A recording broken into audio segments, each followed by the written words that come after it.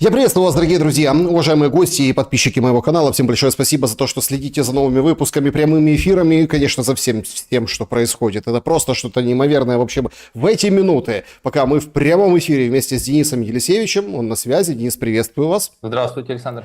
Ну, Зеленский говорит с Трампом. И не с ним одним, а там целая бригада европейская на коллективном созвоне. Вот, правда, удивительно, почему, чтобы поговорить по телефону, по конференц-связи, нужно мчаться, так сказать, в Мюнхен, ну, в Берлин, да, то есть к Мерцу.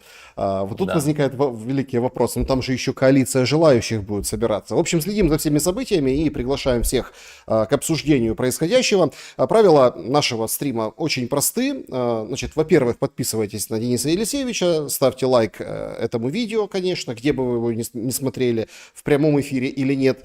Конечно же, QR-код, который видите на экране возле меня, возможность задать вопрос, как говорится, вне очереди в самом начале нашей сессии ответов на вопросы. Также клуб зрителей «Шелест» в телеграм-канале, закрытый клуб зрителей, и сообщество YouTube. Там можно оставить вопросы заблаговременно. И с чатом обязательно пообщаемся тоже. И прям начнем с него, да, вот это общение с чатом.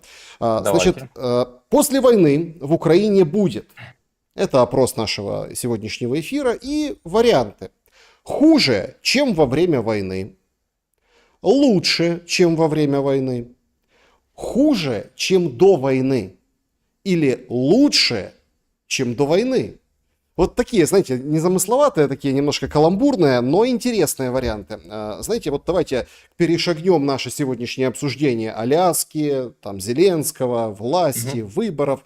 И вот с этого начнем. Как вам кажется, после войны в Украине будет хуже, лучше и чем когда? Вот это тот вопрос, на который никто сейчас не может даже примерно дать ответ, потому что мы не знаем, как закончится война. Я могу только дать варианты. Если война закончится с идеологией, как сейчас, вот этот национализм нездоровый и желание построить Львов со всей Украины, то однозначно дела будут намного хуже, чем сейчас. Если будет выбрано направление другое, например, которое предлагаю я, то Украина потенциально, это сейчас не для красного словца, одна из лучших стран Европы.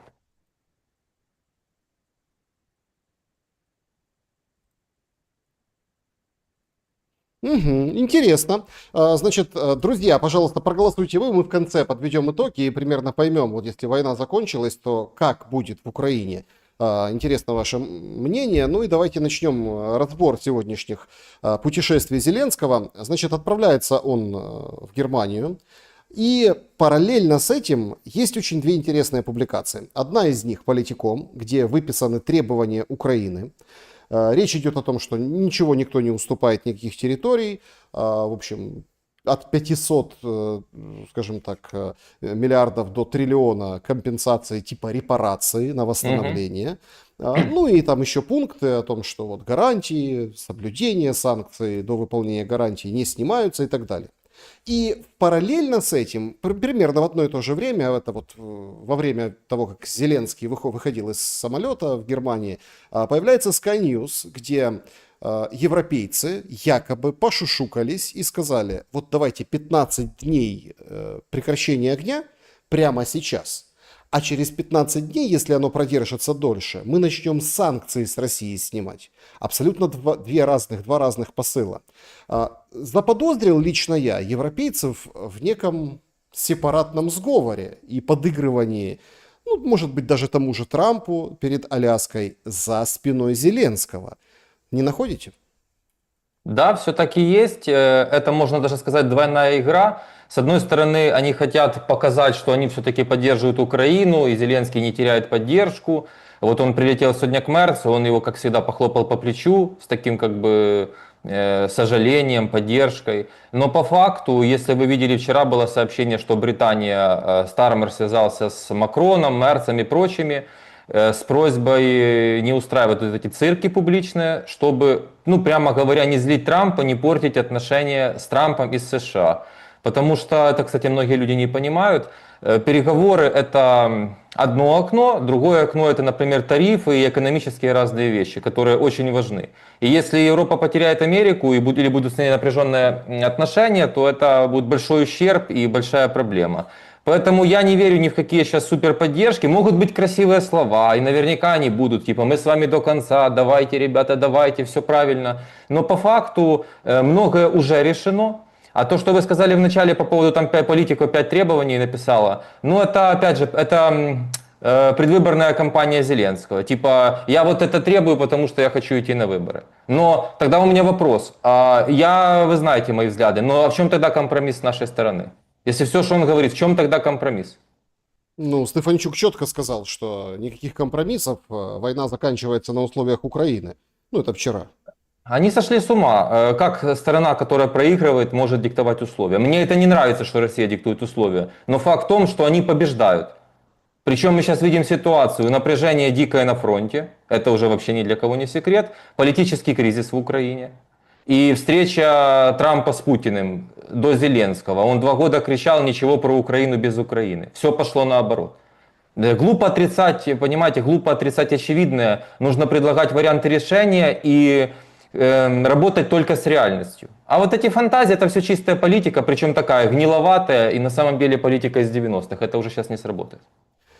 Есть мнение, что Зеленский будет ценой, ну, как бы пепла Украины, да, то есть в пепел просто и страну, и государство, и все на свете, пытаться Трампу ставить палки в колеса в угоду своим глобалистским друзьям, партнерам, хозяевам.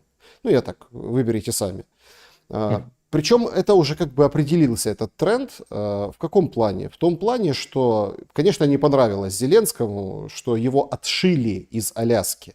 Ведь были же планы, были же вбросы, что может где-то в коридорчике, тут рядышком, ну как Ермак и Рубио, помните, пересекались. Может Да. там где-то он подъедет, где-то будет сидеть в штате Аляска, где-нибудь там рядышком, чтобы когда Путин там поговорит с Трампом, а тут он, и вроде как и как бы пиетет соблюден. Но Трамп сделал как бы отворот-поворот, причем в своей манере. Вообще перевернулся Трамп, он уже как бы очень сильно раздражен Зеленским в последнее время, хотя до этого вроде как был такой нейтралитет после овального кабинета. Как вам видится, Зеленский на все может пойти в этой ситуации? Или ну, от Зеленского мало что зависит? Конечно, давайте с вами реально рассмотрим, чем Зеленский может ставить палки в колеса Трампу. Украина не является страной и экономикой, которая глубоко интегрирована в какие-то мировые экономические процессы, сразу отпадает. Потому что самый первый рычаг всегда экономика в современном мире. Отпадает. Что может еще сделать Украина? Это называется на зло бабушке отморожу уши, на зло кондуктору заплачу за билет, типа из этой серии. Мы ничего не можем сделать. Неправильное поведение Зеленского может привести к полной остановке помощи и отключению разведданных. И тогда все рассыпется в считанные недели, буквально в считанные недели. Вы помните, как там было в начале? Вообще-то я вам так скажу. Еще на прошлой неделе было известно в команде Трампа о том, что Зеленского на Аляске не будет. Твердо и решительно. Но несколько сообщений там CBS или кто там, парочку еще глобалистских американских СМИ сообщали типа рассматривается вопрос присутствия Зеленского на Аляске, ссылка на там высокопоставленный чиновник Белого дома. Это в чистом виде фейк-ньюс. Это, знаете, как кто-то сказал, Зеленский должен там присутствовать. И мы пишем новость. Зеленского рассматривают. Никто никого не рассматривал. Все это было понятно изначально. Если встреча Трампа и Путина пройдет хорошо, следующая встреча будет в России. И тогда будут визжать еще больше. Мне это не очень нравится. Но если бы был другой президент, этого не было. Не то, что не очень, мне очень не нравится все происходящее. Я не торгую территориями. Но пусть мне расскажут какой-то выход из положения, кто-то сделает другое предложение. Зеленский топает ногами. Европейцы там хотя бы, ну, может быть, на камеру только публично для прессы. Тоже вот надо вот так, вот так. Ребята, а чего вы не собирались во время президентства Байдена? Чего вы не собирались так год назад, не требовали срочных мирных переговоров, решения? Где ваши были предложения? Вы все выходили и кричали только до конца, только до конца. Надо воевать, нельзя, ни шагу назад. А сегодня они все так озабочены и требования какие-то. Где это все было раньше? Только благодаря президенту Трампу что-то начало происходить, и их еще это не устраивает. Дайте лучший вариант, я поддержу его первым. А что за обмен территориями? Как он выглядит сейчас? О нем судачили дня 3, 4, 5. Все, что есть в прессе, вы знаете, я могу сказать, что известно мне. Значит, мне известно то, что если все пройдет хорошо и все будут вести себя правильно, то Путин может вывести российскую армию из Херсонской, Запорожской, Днепропетровской, Харьковской, Сумской областей.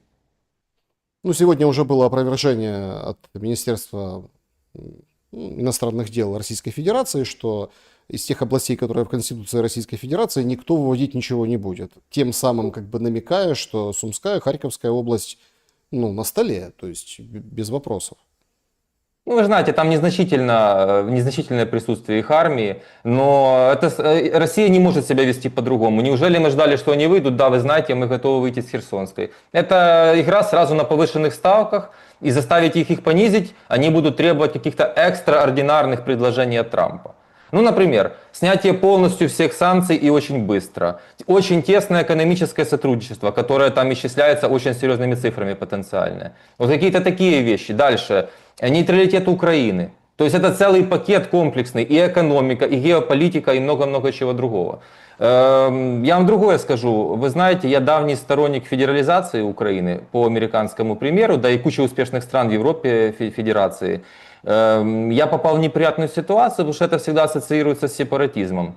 Почему-то, благодаря некоторым деятелям у нас в Украине, действительно связанным с Россией. Но по моей информации, Путин может, ну уже это обсуждалось с командами Трампа и Путина, о том, что этот вопрос может стоять тоже на повестке дня.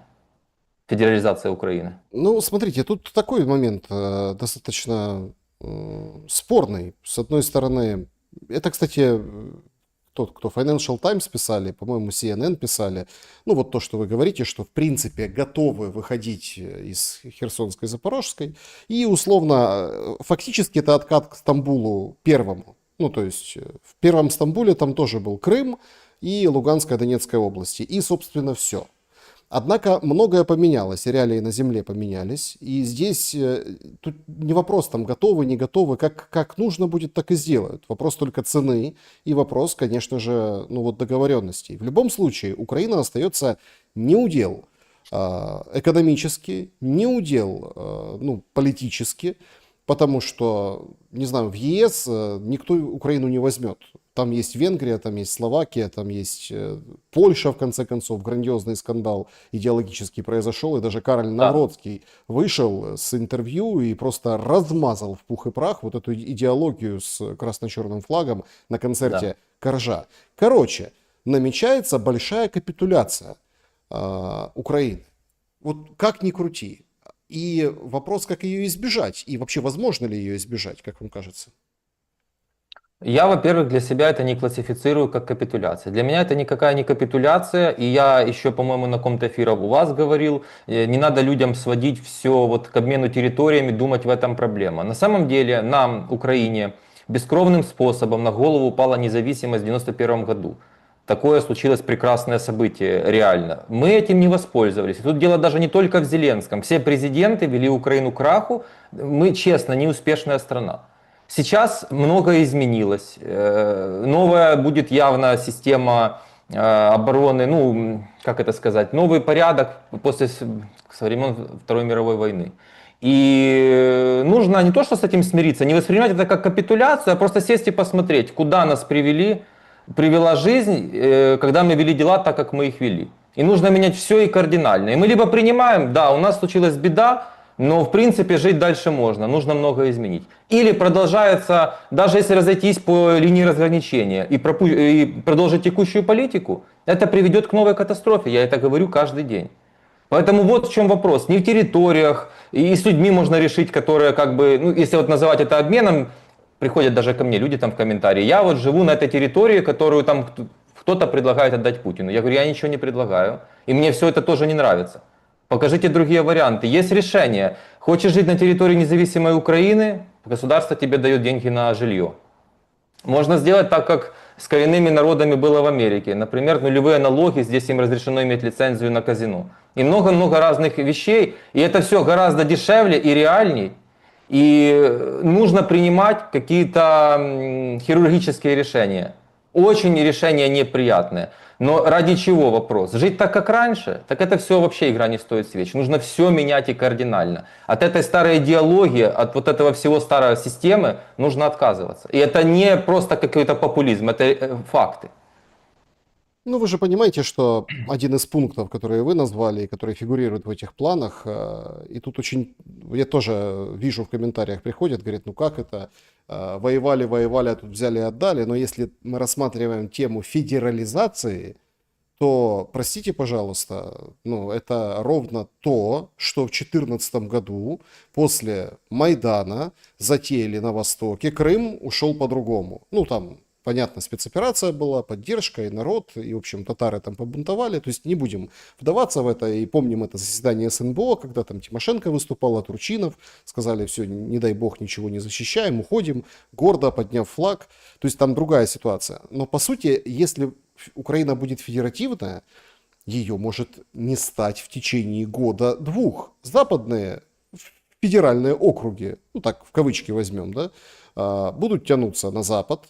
Одесса, понятно, куда будет тянуться. И как бы тот же Харьков и те же, скажем так, другие, в том числе даже и приграничные, которые побитые войной территории из-за экономических связей, будут тянуться, понятно, все равно, как ни крути, в Россию. Это ведь жуткая опасность. А кто тогда будет руководить Украиной? Что будет с властью в Киеве?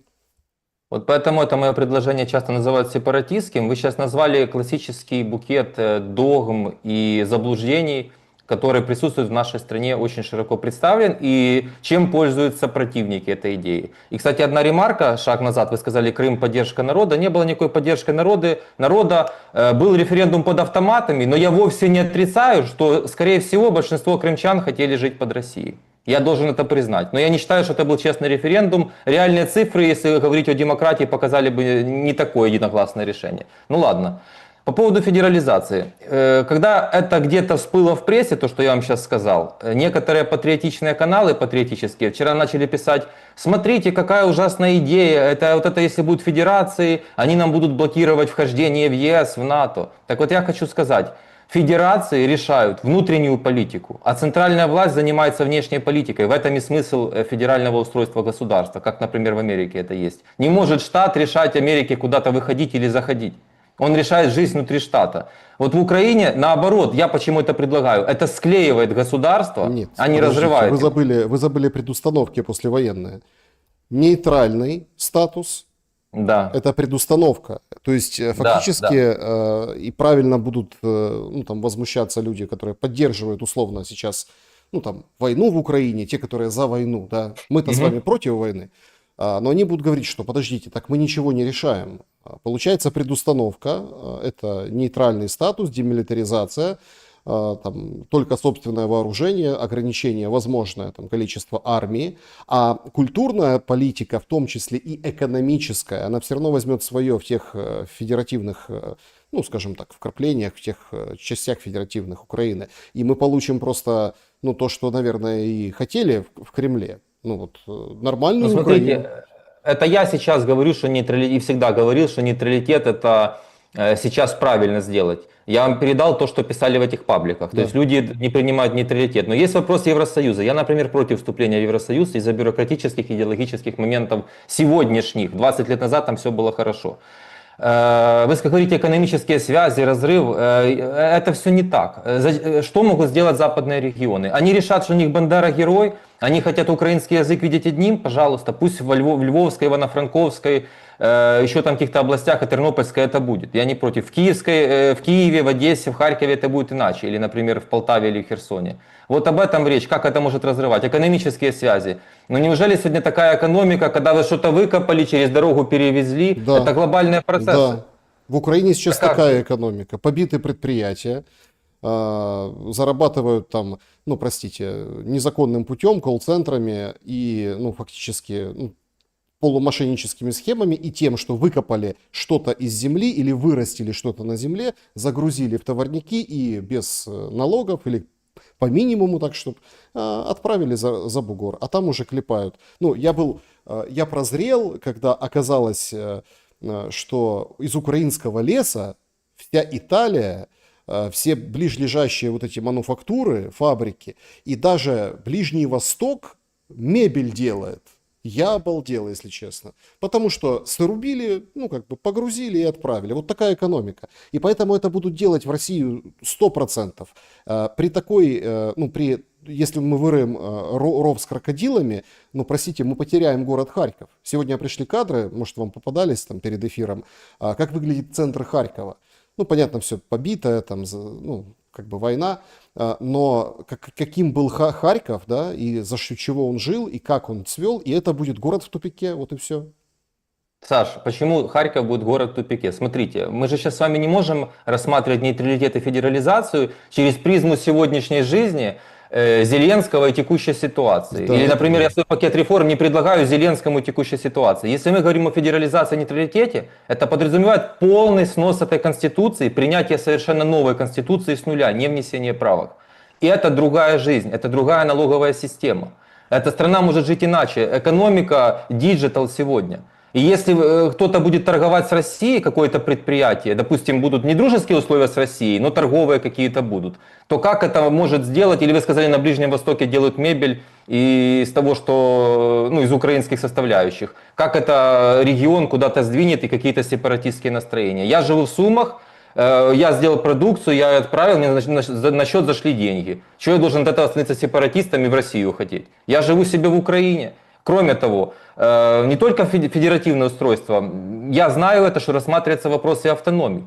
В частности, Донбасс может быть автономией, или там, если говорить про компромиссы, захваченные территории Путина в Запорожской, Херсонской областях, это тоже может быть автономиями. Там миллион есть решений. И я вижу в этом склеивание, повторяю, а не наоборот разрыв. Мы видим сейчас унитарное государство, республика, которое за 30 лет разорвали, кучу всего аннексировали и раздрай внутри общества привели. Так вот, единство в разнообразии. Это склеит, и это проходили многие страны. Значит, мы в прямом эфире, друзья, значит, сейчас 17:23, появляются кадры, ну, в эти минуты начался, сейчас будут какие-то новости, видимо, поговорили уже с Трампом. Не бог весть как долго, я так понимаю, если там каждый хотя бы должен был поздороваться, а там набор участников по телефону очень большой.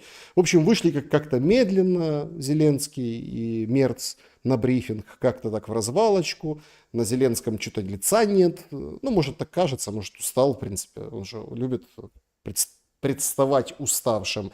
В общем, понесутся сейчас сообщения, будут они что-то говорить, журналисты чего-то спросят. Все, свершилось. Трамп поговорил с европейцами и Зеленским. Возникает главный вопрос. Перед этим созвоном многие говорили, что, смотрите, Трампа будут убеждать, как Путин его водит за нос, как обведет вокруг пальца, о том, что ему нельзя доверять, о том, что вообще как бы будут такие наставления свои какие-то как бы давать. Сейчас приходит новость, вот в эти минуты буквально, Reuters публикует, что Трамп основной целью, так он заявил европейцам, видит в Аляске достижение и объявление прекращения огня. Именно вот в Аляске. Об этом сказал Макрон по итогам вот этой встречи. Он был на телефоне, да, то есть мы уже получаем какие-то определенные наметки. Повлияет ли вот этот созвон на встречу Трампа и Путина? Потому что я сталкивался с тем, что многие думают, что все уже решено. И это просто нужно, чтобы как бы европейцы, ну, как бы подыграли, подтанцевали. Никак не повлияет. Не все решено. Скелет мира, скажем так, каркас действительно есть. Но есть еще масса деталей, которые действительно в дискуссии будут решаться. И, как вы знаете, на Аляске будет встреча Трампа и Путина 1 на 1, помимо всего прочего, 1 на 1. А это всегда очень серьезно. Поэтому вообще никак не повлияет. Это все для прессы, для дипломатии, дипломатично, ребята, вот смотрите, да, я учитываю ваши интересы. Я вам скажу так, Трамп не сильно уважает всех, кто там присутствовал. Он более-менее относится к Мерцу, а ко всем остальным, кто там был, он относится не очень. И все это понимают, и вообще ситуация, конечно, для них опасна, для европейцев. А про Зеленского и говорить нечего. Это все просто для прессы. Я бы это вообще не брал во внимание. Ну, то есть мы не можем предполагать или... Опять-таки, я все равно считаю, что Трамп сказал позавчера очень правильные проценты. 88% украинцев хотят прекращения войны. Я вот разделяю эти цифры. Трампа, конечно, он такой, с цифрами он мало дружит, он может говорить там порядки, десятки, сотни. менять и путать местами, но в этом конкретном случае я вот считаю, что примерно 88% и хочет. Скорее бы все остановилось и дальше уже как бы разруливалось, но без войны, без трагедий, без жертв. То есть от Аляски нам не ждать прекращения огня, как вы думаете? Нет, вполне возможно ждать прекращения огня. А по поводу цифр, я в мае месяце... Вообще то, что происходит сейчас, должно было происходить в мае. Это я так зрителям скажу, да. И потом в команде Трампа поменялись планы, и в мае месяце, в начале июня я сделал как раз серию эфиров, где сказал, в августе произойдет крах доверия к Зеленскому, и очень много изменится. По сути дела, мы сегодня подошли даже в ускоренном режиме к тому, что планировалось. И люди говорили, ну как мы это практически узнаем, что произошел крах доверия. Так вот, есть некая компания в Америке, номер один, Gallup называется, которая занимается социологией. Самая авторитетная здесь. И ей пользуется как раз команда Трампа. И вот цифры, которые публично были, скажем так, показаны, это 70% украинцев за остановку войны практически любой ценой. Это означает, что произошел крах доверия к власти, достигнут болевой порог войны. Люди не понимают искренне, а что дальше. Ну почему? Потому что цель-то войны никто, собственно, не сказал. Дальше. Этот же Gallup опубликовал, что произошел страшный сдвиг. Короче говоря, только 12 или 16% поддерживают американскую власть в Украине. То есть 80% не поддерживают. И вот это позор, я считаю это позором, катастрофой. Это показывает, что большинство людей живут в позиции «нам все должны». И вот это вот страшно. Первое заявление, значит, Мерц выходит на брифинге, говорит, что Украина готова обсуждать территориальные вопросы. Сейчас надо барабанную дробь запустить. Все, это сказал Мерц своим ртом Мерца. Значит, но линия фронта должна как бы быть отправной точкой. Ну окей, то есть, смотрите, когда Лавров, который, кстати, тоже будет на Аляске, сегодня сообщили вместе с Путиным, Да. и не только Лавров, и многие говорили, что, ребята, реалии на земле, реалии на земле. Сейчас мы от Мерца слышим, просто другая формулировка реалий на земле. В общем, линия фронта отправная точка.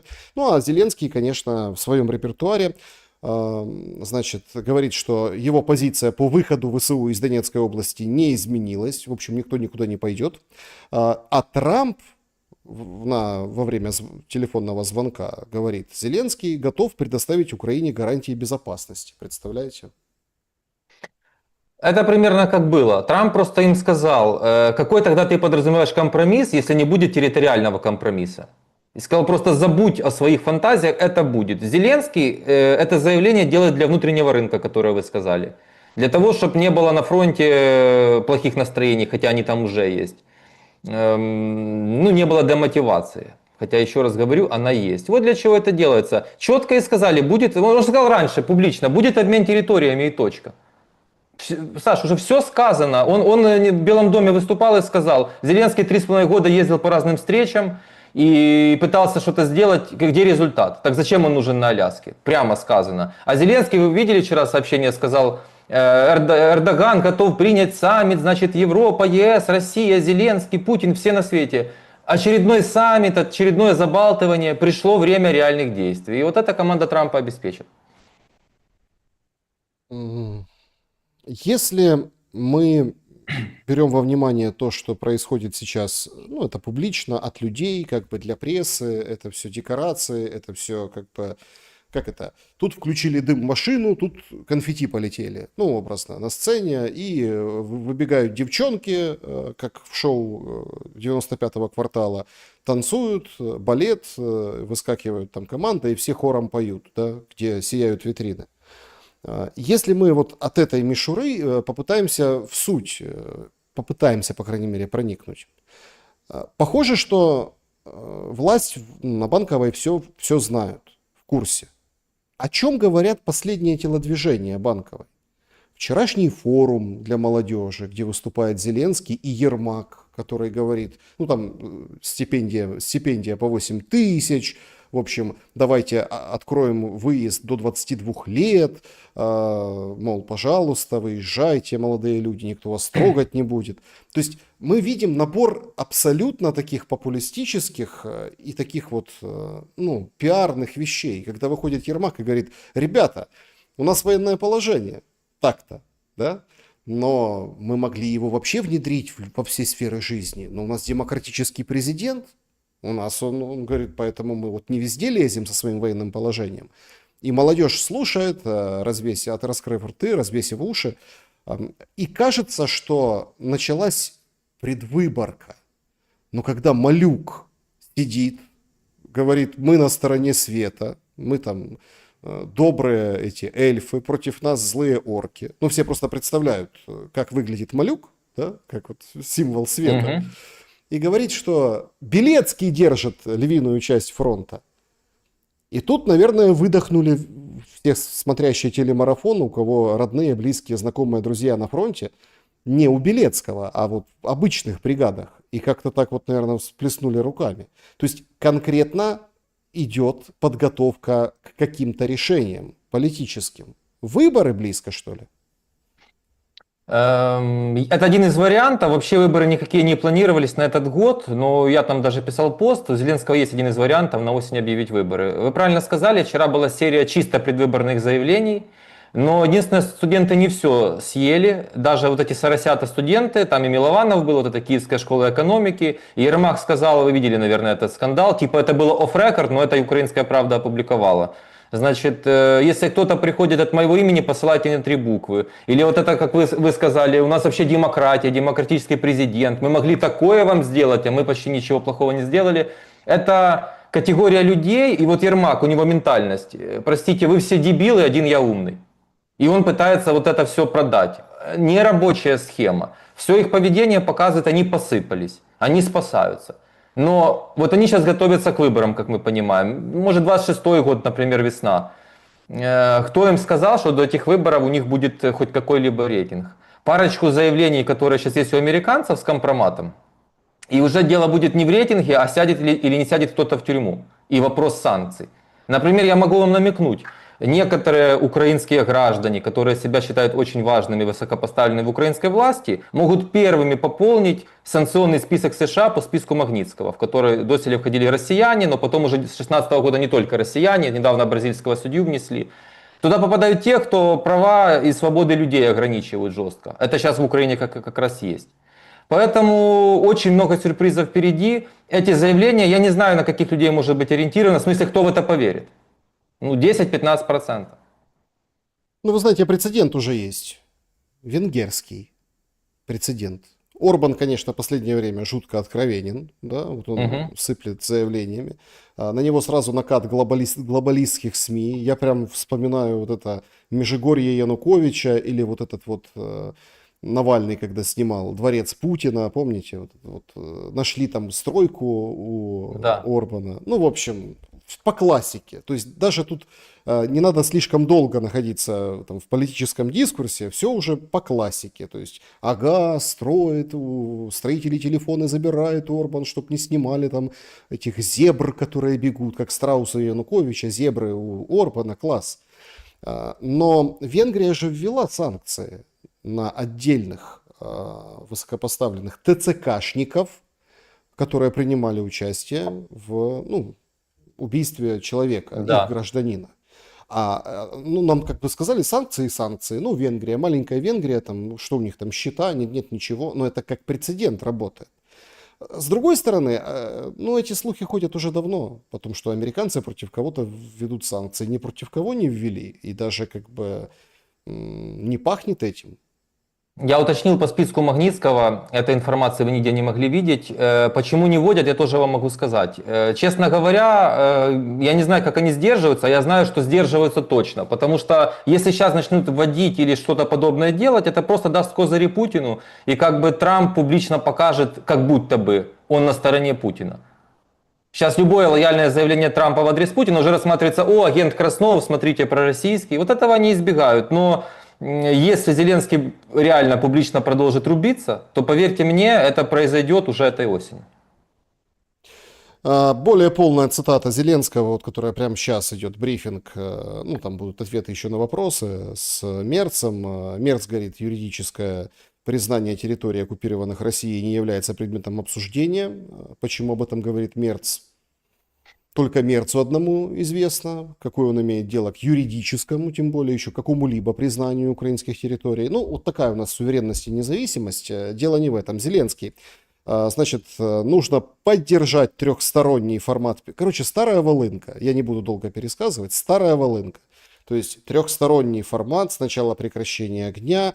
Значит, я сказал Трампу, что Путин блефует, гарантии безопасности должны быть. Трамп говорит, хорошо, поддерживаю это. Такое ощущение, что Трамп побывал на приеме или как созвонился, ой, с Канальчиковой дачей, ну, как бы, да, с каким-то сумасшедшим домом, и сыграл каким-то таким психиатром, типа, да, хорошо, и тебя вылечат, и меня вылечат, все будет нормально. А пока, по крайней мере, я слежу сейчас за трансляцией параллельно, ну, мы в прямом эфире просто, ну, одни и те же слова, одно и то же, ничего нового. Тогда зачем это все было нужно? Почему Трамп не может просто их послать? По той же причине, по которой и вводит санкции на Зеленского и его команду. Если он сейчас так сделает, это покажет как бы всему миру, ну так не делается в таких ситуациях. Типа я больше на стороне Путина, а люди воспримут-то не Путин Зеленский, люди воспримут Россия. Потому что, к сожалению, два этих народа, для них вот Зеленский равно Украина, для россиян Путин равно Россия, что я категорически отвергаю. Поэтому только в этом все дело. А почему Зеленский одно и то же говорит, я тоже вам скажу. У Ермака медийная стратегия информационная такова, он дает установку своей команде. Вот все плохо, говори, что все хорошо. В любой непонятной ситуации улыбайся и говори, что вы самые лучшие реформаторы, у нас все прекрасно. И Зеленский, видимо, не его эти, может быть, накачали, а может он и сам приверженец такого был изначально. И он так всегда говорит. В принципе, повторяя одно и то же, стой на своем. Заявление на внутренний рынок, чтобы говорили, боже, какой Зеленский у нас потужный, стоит на своем твердо даже в такой ситуации. Вот для чего был этот созвон Трампа, это просто для галочки. Если мы попробуем спроектировать дальнейшее поведение власти по отношению к украинцам, гайки будут еще жестче закручивать. Сегодня, например, Ужгород, ну так, немножко прибалдел, въезд-выезд, и там по городу десяток или там полтора десятка блокпостов. Короче, Ужгород весь стал, потому что каждого останавливают и каждого кошмарят за эти военно-учетные документы. Плюс сегодня были там ряд облав на людей, которые там за 20-25 тысяч долларов, там 150 по стране даже попадалась информация, вот эти ВЛК выписывали справки или какие-то там поводы в армию не идти.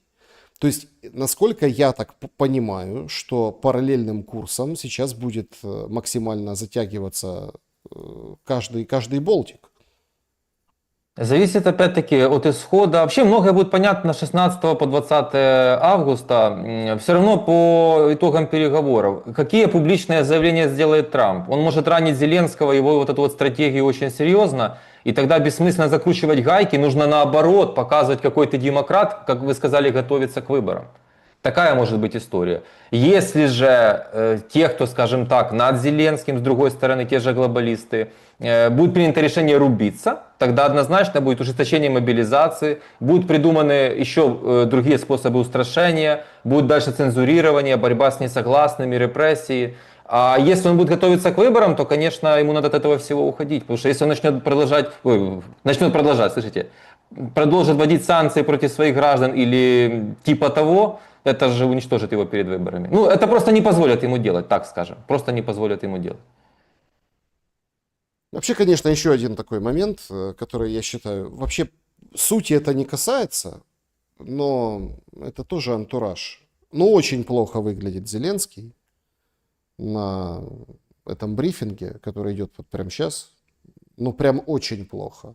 Такое ощущение... Физически вы имеете в виду? Да, Внешне? вот именно такое ощущение, что смотришь на него, что ему, ну, это как человек, которому тошнит, ну, вот, ну, лицо такое, то есть, или какие-то там, что-то происходит, короче, внутри, какая-то там, то есть, болезнь. Может, там права жена его, Зеленская, о том, что там спина болит или что-то еще болит. В общем, что-то болит у Зеленского. Мы привыкли обсуждать, ну, там, стариков, да, вот стариков. Ну, мол, там, Трамп старый, такой, как Байден, у него там семипятниц на неделю, смотрите, у него вена лопнула на руке, смотрите, он там заявление не в попад делает, то пятое, то десятое, а он сумасбродный старикан. Тот был, мол, Байден тихий старичок, а этот вот буйный, но они, в принципе, похожи по возрасту, да. Ну, о том, как Гордон хоронил Путина и сколько их там, этих Путиных, это тоже мы знаем. Но никто не обсуждает Зеленского и его состояние. Почему?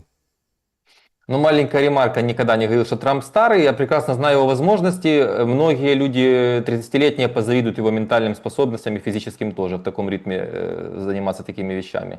Почему не обсуждают Зеленского, Саша, а кому обсуждать? Ну вот сейчас, живя в Украине, вы поднимете такой вопрос, вам прилетит через 15 минут в той или иной форме. Поэтому люди, которые вне Украины живут, иногда об этом, вы же, наверное, знаете, может быть, и в ваших эфирах это звучало по поводу белого фона, белая стена периодически, и все чаще, все чаще. Я тоже это слышал, эти слухи разные. Но я скажу другое. Вот он, посмотреть его фотографию, когда он стал президентом, 19-й год, да даже 22-й год перед началом войны, и посмотреть сейчас, это действительно дед. А у меня такой вопрос. Ну, это мои взгляды на жизнь. А зачем? Ты так в поте лица трудился, ты уничтожил себя ради великих каких-то реформ, ты реформировал государство, ты какую-то новую страницу истории написал. Ты уничтожил все. Ты добил даже то, что было живо. Ты ввел худшие практики. И история его запомнит именно таким, сколько бы они сейчас не печатали учебники, в которых Зеленский герой. Этого всего не будет так, как они задумали. Поверьте, все будет совершенно иначе. И я еще раз вам говорю, осенью эти процессы уже начнутся. Крах А, доверия произошел. Давайте суммируем и пойдем дальше, потому что все-таки очень интересно, да, Мгм. вот российское тоже отражение вот этой будущей встречи, потому что, ну, в общем, сейчас поговорим, и интересно с вами как с предпринимателем поговорить, с человеком, который, ну, как бы в экономике тоже, ну, как бы зануренный, да, Внутри то есть экономики, да. зануренный, Да. погружен, да. Значит, резюмируем. Значит, Макрон выходит, говорит, Трамп хочет добиться прекращения огня в Украине, в Аляске. Это он говорит про Трампа. Значит, территориальные вопросы, говорит Макрон, нужно решать только путем переговоров с Украиной. Это вот заявление делает Макрон. Мерц говорит, что, ну, я уже, в принципе, цитировал, что надо учитывать Украину, интересы Украины и Европы. Значит, готова обсуждать вопрос территории, но юридическое признание нет. Сначала перемирие, а потом рамочное соглашение позже. И вот этот вот Sky News, с которого я начал с вами разговор Мгм. сегодняшний, ну тоже как бы 15 дней, а потом начнем потихоньку санкции снимать, если все будет хорошо. Ну и Зеленский, Донбасс не отдадим, в общем, гарантии трехсторонняя встреча. То есть вот мы берем пока вот эти три заявления. Дальше они, конечно, сейчас растекутся инсайдами, там, публикациями. Это все будет вот этим вечером будет, буквально после нашего Да, прямого эфира. да. Сейчас начнется. Но вот пока мы имеем это. И я хотел бы вот резюмировать следующим образом. Получается, у нас, ну, как бы, хотят глобалисты и Зеленские, европейцы, а давай сначала перемирие. Ну, то есть, вот Трампу как бы нарезают задачу, а сделай сначала перемирие. И территории будем обсуждать, и то, и все. Значит, что мне кажется, исходя из этих трех, поделитесь своим впечатлением. Это просто сейчас происходит в прямом эфире. Похоже, Трамп их серьезно прессанул. Ну так, жестко. Потому что они крутятся, говорят одно и то же, не впопад. Ничего нового мы от них не услышали. Ну, по сути. Они там вот пытаются и так, и сяк, и наперекосяк, а давайте вот, а давайте то, а давайте сё. Вывод пока из того, что мы имеем информации в прямом эфире. Не получилось сорвать саммит Трампа и Путина в Аляске. Ну, то есть это вот главный вывод вот этого сегодняшнего разговора. Это не могло случиться. На прошлой неделе Пашинян, Алиев, Трамп подписали мир между Арменией и Азербайджаном. И после этого в команде Трампа как бы было принято решение: хватит цаскаться, пора и доводить под последнее это дело мир Украины и России до конца. И мы же не можем видеть, это, наверное, была видеосвязь между Трампами и вот этими красавцами всеми. Мы же не видим, как там было. А я уверен, там было очень жестко, и Трамп умеет быть очень жестким. И это был полный развал. Посмотрите, вы Макрона цитируете, я сейчас не имею доступа к этому всему, прямой эфир. Это же просто он как бы поддерживает Зеленского, и, как вы сказали, повторяется уже по 5-му кругу. Поэтому все, это провал. А по поводу режима прекращения огня, ну это может быть компромиссом со стороны Путина, как бы показать, что да, вот я наконец-то готов. И, возможно, Трамп его на это надавит. Но принципиально совсем другое. Принципиально... И, кстати, вы сказали про признание территорий. А никто об этом речь не вел. Шла речь заморозить вопрос на 49 лет, но я бы на месте Зеленского уже сейчас говорил о федерализации, и эти регионы в составе Украины просто в другой форме. Автономии, федерации, в таком направлении бы думал. Зачем замораживать, опять вот эту открытую рану оставлять? Сейчас принципиально закончить все и жить совсем иначе. Если оставить эту рану, там как-то пластырем ее немножко подлатать, это все равно прорвет рано или поздно. Поэтому вот так вот.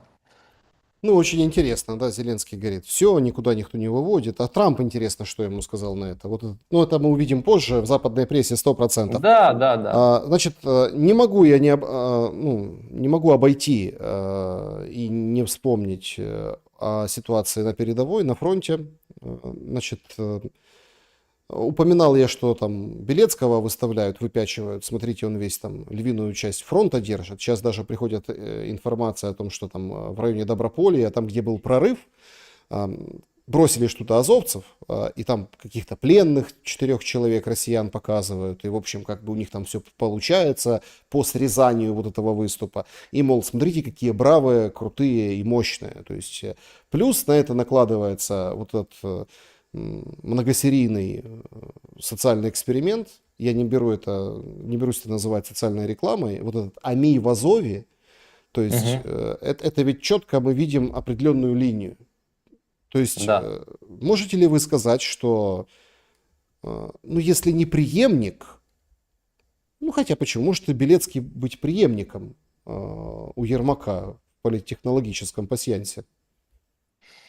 Я вообще эту тему никогда не обсуждал, но у меня есть информация, что Белецкий начал сотрудничать с офисом президента в этом году очень плотно, ну как бы политически. Если представить, кстати, к вашему вопросу, который вы зачитывали в начале стрима, если представить подобную картину подобных людей в политике по-серьезному, то, ну, во-первых, в такой стране я себя не вижу, и думаю, не видят многие, даже те, кто живут сейчас в Украине. Это ни к чему, это деструктив, это агрессия.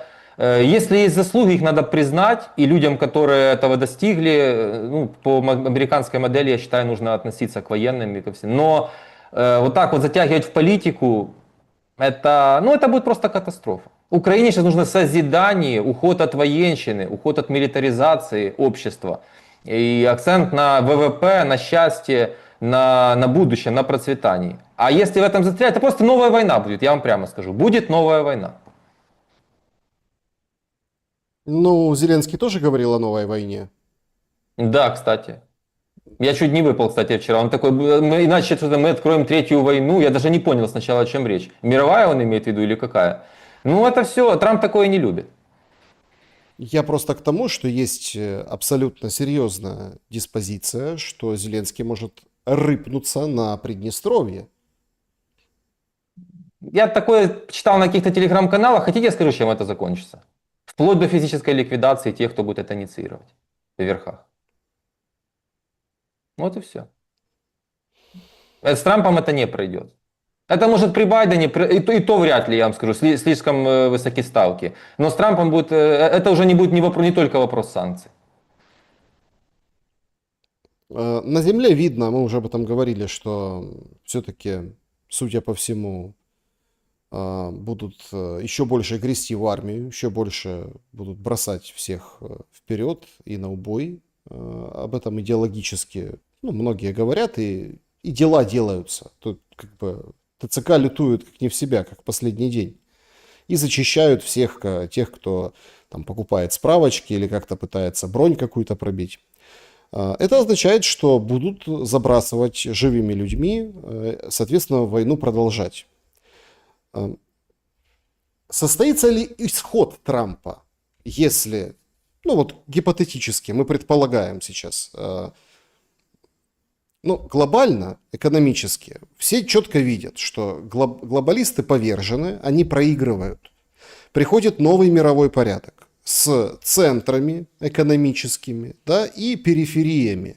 Имеется в виду большими экономиками, сильными там, такими или ну, другими там, странами, и как бы зона интересов. Есть определенные точки входа, где, ну, условно, одна экономика перетекает в другую, там коридоры. Ну, то есть вот такая будет глобализация, не полная, не без гегемона. И Украина, как ни крути, она сейчас вот то ли туда, то ли сюда. То ли к Европе, то ли вот к России. Есть многие люди, которые не в культурном даже, а вот не в цивилизационном даже, я беру сейчас только экономический смысл, говорят о том, что часть Украины может вот четко ложиться в зону интересов ну, там, Российской Федерации, и Трампу по барабану. Ему нужно договориться с Москвой, разрабатывать Арктику, там, углеводороды качать, поставлять в ту же Европу, обезжиривать ту же Европу, и ему плевать, по большому счету.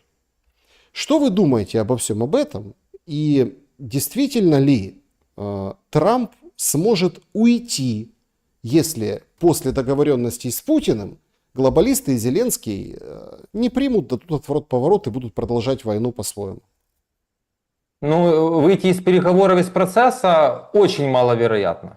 Как раз вот после того, как был заключен договор Алиева и Пашиняна, такой сценарий стал очень маловероятен, поскольку это будет в неком смысле показывать, ну не то чтобы слабость, незавершенное дело. В вариант полного выхода я не верю. Урок очередной преподнести, да, так как я вам сказал по поводу отключения разведданных, помощи, это да. Но вы сказали там то ли ЕС, то ли Россия, я не вижу никаких возможностей мечту Артема Дмитрука, чтобы она стала явью там какой-то интеграции Украины в Россию, с Белоруссию. Это все просто невозможно. Я призываю еще раз не рассматривать экономику через такой как бы устаревший взгляд, что вот она должна кого-то обязательно интегрироваться. Если ты создаешь хороший продукт, и страна позволяет, продавай его всем. Зачем под кого-то ложиться, в такой примитив выкопали вот туда, или производить устарелую продукцию, как это было раньше, и показывать высокий товарооборот с Россией. Это все уже в прошлом. Производи современное хорошее, если мы говорим про производство. Вообще экономика современная – это сфера услуг на 75%. Поэтому никакой индустриальной страны с Украины уже не будет. Это должна быть совсем другой тип экономики современной. И мир меняется. Ни ЕС, ни Россия. Вот я к этому призываю, сконцентрироваться на себе и делать так, как удобно нам. По поводу Трампа даст там Украину как вотчину России, лишь бы заключить сделку, этого тоже не будет. Потому что есть много других способов и для Путина, в том числе и федеральное устройство, закончить с этим раз и навсегда. С этими вопросами, которые он считает стоят. Поэтому так банально, на там вот это тебе забери, или только такого не будет, 100%. 100%. Еще один аспект, который я хотел бы обсудить с вами. О России. Настолько ли выгодна Америка сейчас? Понятно, что из России мы слышим, ну, то, что там нам показывают, то, что там россияне говорят, то, что, ну, там какие-то эксперты российские, там, которые вроде как там около власти, вот выходит, например, там генерал Гурулев, частый гость на разных площадках, да, таких, ну, официальных, кремлевских, говорит, что в Аляске, меня тут постоянно поправляют в чате, да, ребята, я говорю в Аляске, потому что Аляска это штат. То есть можно так говорить. Если там на Аляске, как на плот, тогда да, смотрите, ну это так. Тут же на Украине все, ну как Да. а теперь Аляска теперь стала такой же территорией. Так Да. вот, говорит, что вообще СВО закончится после, ну, Аляски, после саммита Трампа и Путина. Но примечательно, что именно сегодня почему-то Роскомнадзор запретил созваниваться в WhatsApp и Телеграме. Сделали это, ну, там, ограниченно, частично, у кого работает, у кого не работает сейчас. Но это достаточно серьезный шаг. Да. Это очень серьезно. Да, это там мошенники, там разные враги, разные ячейки террористические. Это должно быть для безопасности. Но это делается. Получится, не получится, посмотрим немножко позже. Но сегодня это запустили и объявили. Это может свидетельствовать как раз-таки наоборот о конфронтации, мне кажется, и усиление, ну, как бы воинствующих голосов и войны как таковой. Потому что если там условно у тебя намечается с Америкой вась-вась, и все будет хорошо, то зачем блокировать и вот так себя ограждать?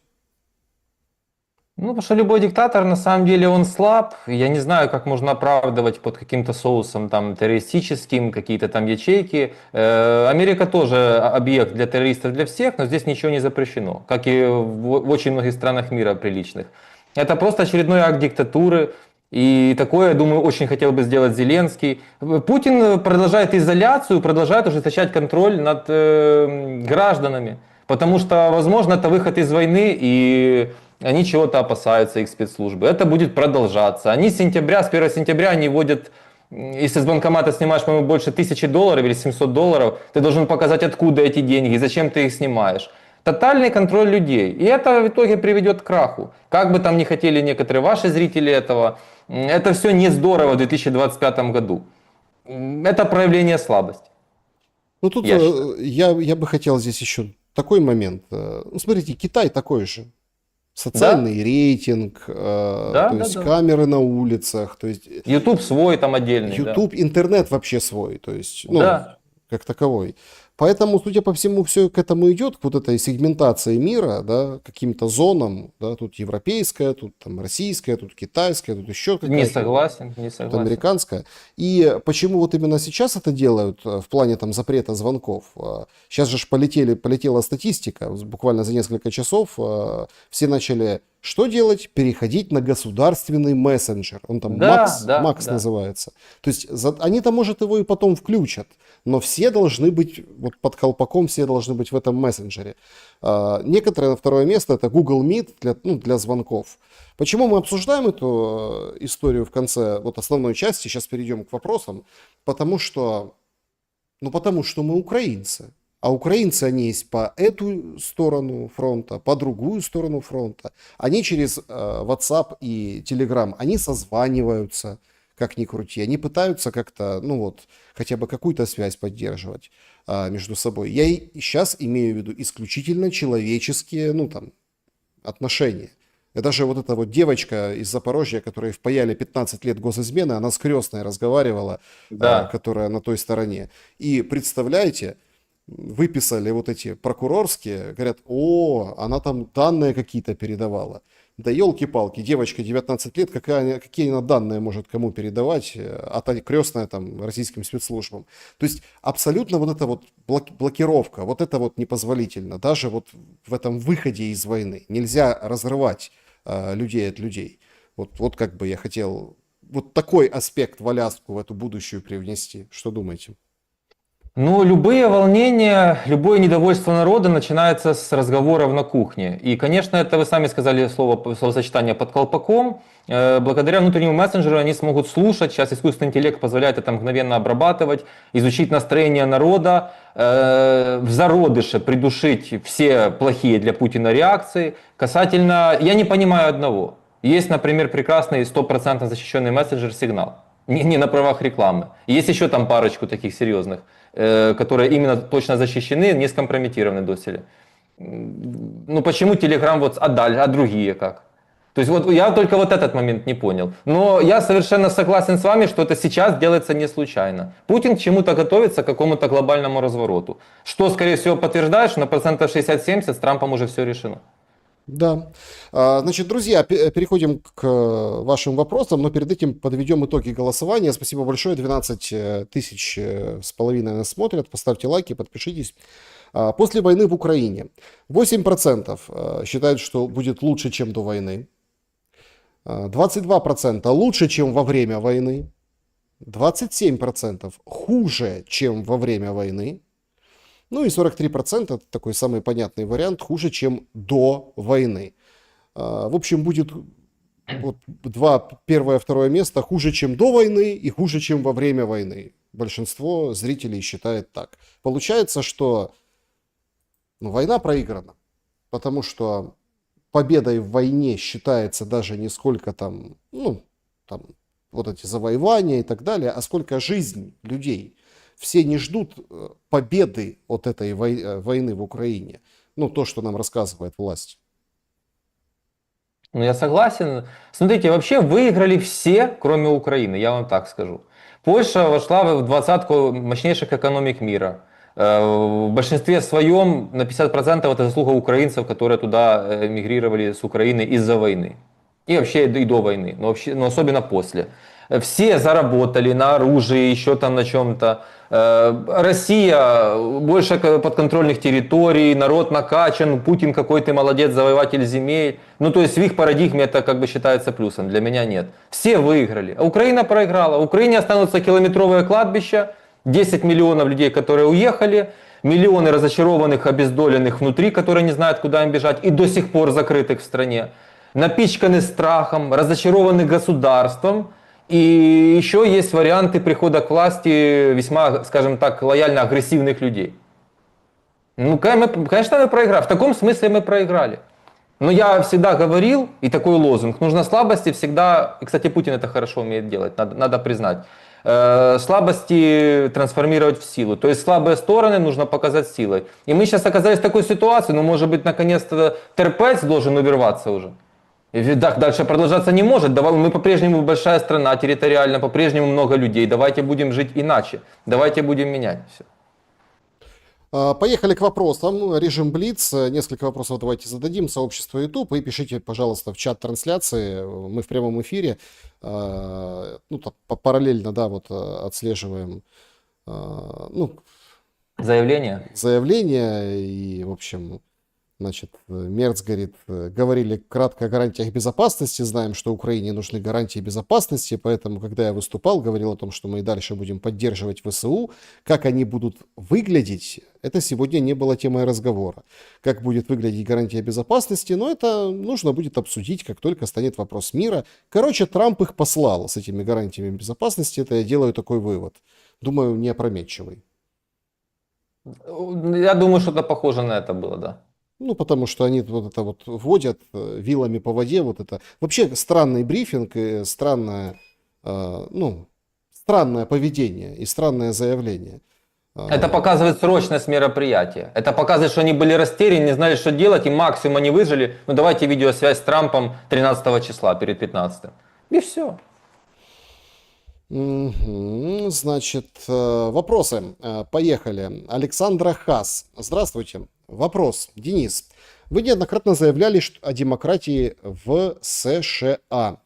Однако, как вы объясняете тот факт, что на фоне этой демократии наблюдается? И поехали. Здесь там проблема работоспособности демократии в отношении списков Эпштейна, митинги недавние в США не привели к результату, коррупция на уровне штатов, федеральном уровне, значительное социальное неравенство, миллионы живут в трейлерах, вмешательство во внутренние дела других государств, частые военные интервенции в разные страны, за 30 лет десятки вторжений, от рук американского копа погибает больше, чем где-либо еще. Как эти факты сочетаются с вашим утверждением о том, что США демократия, а другие страны плохие, глупые, недемократические рабы? Как вы лично примеряете эти противоречия в своей картине мира?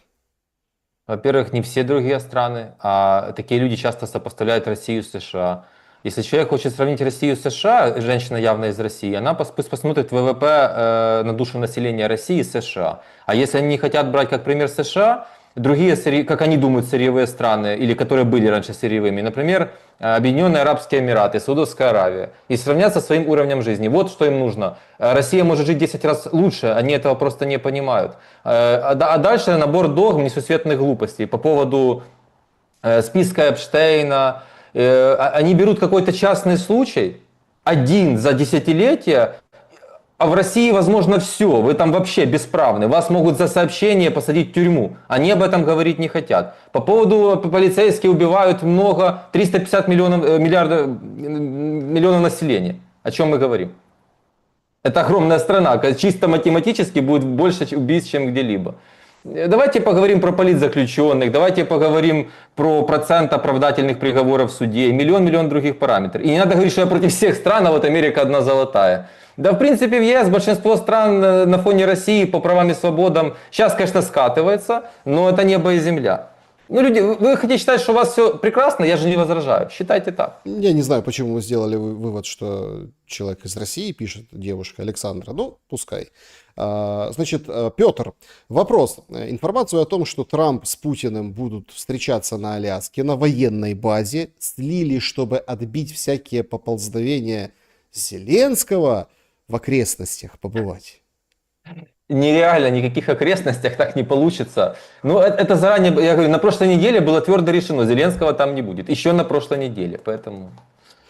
Ну, тут Мирослав шутит, говорит, куда делась саранча, инопланетянин испугалась, видимо, да. Ну, это же как, зато сколько шуток, сколько ужаса вот этого, да, Да, да. сельскохозяйственного, и вот этих мемчиков, а давайте готовить саранчу, а давайте их там продавать, пускай всякие змеючки и всякие там Да, да, я видел это. эти, ну, вот эти, которые разводят домашних питомцев, покупают. Тата задает вопрос. Здравствуйте. Денис, как вы считаете, это уже конец власти или соглашение на перемирие они продадут Америке за продолжение нахождения на престоле? Невозможно, исключено. Я знаю, у многих есть такая мысль, получить личные гарантии. Я не буду говорить про личные гарантии безопасности, именно личные. Но типа, давай ты будешь дальше президентом, это не сработает, сразу говорю людям выбросить из головы. Нереально. Ну, то есть не продадут конец войны, чтобы оставаться... Нет, так не работает. Смотрите, а вы лично, если вот гипотетически, экспериментально поставить вот такое условие, в Украине мир, но Зеленский при власти. Я порадуюсь за то, что перестанут гибнуть столько людей, но по-прежнему не смогу там жить. Я же уехал от Зеленского, а не от войны. Добрый день, Александр и Денис. Вопрос. Вам не кажется, что самым страшным наказанием для Зеленского будет остаться при власти в послевоенной Украине, без единодушной поддержки Запада, с тоненьким ручейком финансового жизнеобеспечения Украины и окруженного растущей ненавистью прозревающих украинцев? Заранее спасибо за ответ. Если все взять вместе, проанализировать, я не вижу, за что Зеленскому зацепиться, находясь у власти. Невозможно. Это просто невозможно. Зеленский вошел в этап очень сильного политического личного кризиса. По сути, это его закат карьеры. Если мы можем актерскую карьеру дальше продлить вот в политическую, это закат всего. Весь пик его жизни в прошлом. Ну, такой, наверное, больше риторический вопрос от пользователя. Если нет возможности отстоять населенный пункт, то не лучше ли сохранить жизни солдат и отойти на более выгодные позиции? Но ведь стоят же до конца, отдают свои жизни только за то, чтобы враг получил населенный пункт не сегодня, скажем, а на день позже. Правильно ли это? Ну, когда мы говорим, например, про Бахмут, такие вещи, конечно, неправильно, я об этом открыто кричал. А так, я не есть военный эксперт, я не военный человек, наверное, каждый случай надо рассматривать индивидуально. В общем, я не готов на это отвечать, я не эксперт в этом. Значит, добрый вечер, Эдвард. Согласны ли вы с международно подтвержденным изменением границ Украины по нынешней линии соприкосновения и пропорциональным объемам обмена занятых Россией частей Харьковской и Сумской на Запорожской, Херсонской, которые сейчас под Украиной? Спасибо. Ни Украина, ни западные страны никогда не признают оккупированные Путиным территории российскими. Это точно и 100%. Никогда на это не пойдут Соединенные Штаты Америки. Через такую призму предлагаю человеку, рекомендую не смотреть. И вообще, главное будет не в территориях, как ни парадоксально, главное будет в другом на переговорах. Чат трансляции. Тёма, как, Денис, вы бы закончили эту войну? Так как уже сегодня в эфире прозвучало, территориальным компромиссом и изменением парадигмы государства, федеральным устройством. И компромиссы могут быть в возврате территории просто в другом статусе в состав Украины. Пользователь-профессор, здравствуйте. Александр, спросите своего гостя, пожалуйста, можно ли было избежать полномасштабной войны с Россией со стороны Украины? Если да, то что именно должен был сделать Зеленский? Спасибо заранее. Конечно, можно было избежать 100%, иначе себя вести в нормандском формате. Просто физически себя вести иначе, иначе вести переговоры, иначе делать все и не лечь под глобалистов на каком-то этапе. Угу. Значит, ну тут обсуждают, пишет пользователь, что Одессе заявили, что они кредиты у Запада не брали, а брал Киев. Может ли это как-то сказаться на настроениях? Ну, это, скажем, такой момент уже в будущем. Ну Вообще, а что да, делать с будущую кредитами, политику. правда? Землю продали, кредиты, недра. Вот тоже такой очень интересный вопрос. Вот вы такие мифы... Что значит продали землю? Сельскохозяйственную все продали. В открытом Нет, рынке, в доступе, нет. скупили. Это неправда. Огромный земельный банк в Украине по-прежнему есть. Огроменный земельный банк. Люди наслышались, какая-то часть, наверное, продана, но огроменный банк остается, он должен быть, земля это товар, оно должно быть приватизировано все. По поводу долгов нужно сокращать госаппарат, госрасходы, не вступать в ЕС, отказаться от основных этих всех ЕС директив и соглашений. Нужно строить экономику совершенно иначе. Все время говорю, смотрите, что делает Хавьер Милей в Аргентине, то же самое нужно делать в Украине. Добрый вечер всем. Как вы думаете, если Путин вернет левобережье, хотя вряд ли, что же будет с людьми? Месть и подвалы от власти Украины, тем более, что 10 сентября надо будет получить всем паспорт Российской Федерации. Про паспорта, кстати, Российской Федерации я не знал. Про подвалы, не подвалы, это опять мы не знаем, как закончится война, какова будет политика, кто остается у власти, выборы или там переходный период, как все это будет работать. Ну, тут Зеленский очень, может и в подвал посадить. да, тут очень важный момент. Зеленский может. Всех отсылаю к этому воину света Малюку, который давал вчера большое интервью. Он там столько рассказывал. Ух, закачаешься.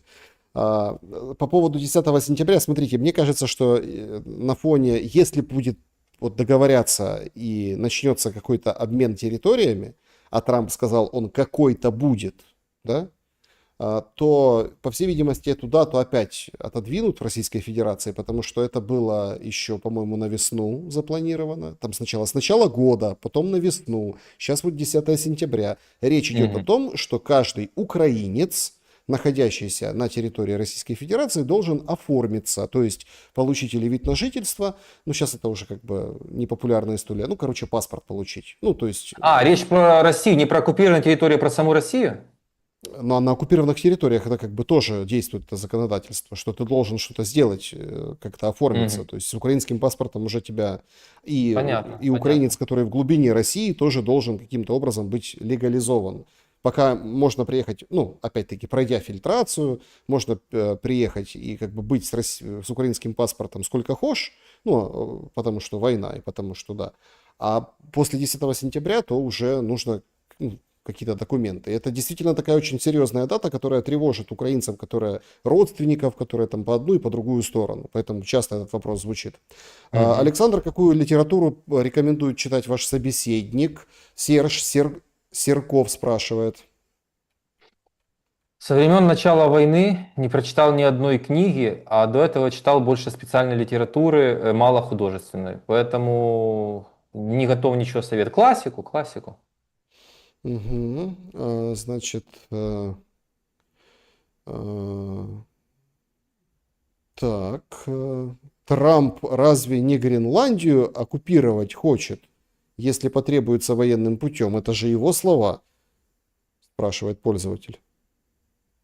Ну вот когда Трамп где-то военное вторжение сделает, тогда мы обсудим. А люди хотят хоть что-то сказать против Америки и высасывают это из пальца. Это даже не интересно обсуждать. Давайте обсуждать факты. Нет, ну претензии на Гренландию куда испарились, Денис? Они не испарились, но солдат американский ступил на территорию Гренландии? Не ступил. Бомбардировки какие-то были? Нет. Пока Россия только нападает на всех. Мгм. Значит, вопрос, давайте вот этим закончим вопросом от пользователя. В 26-м году будет ли мир?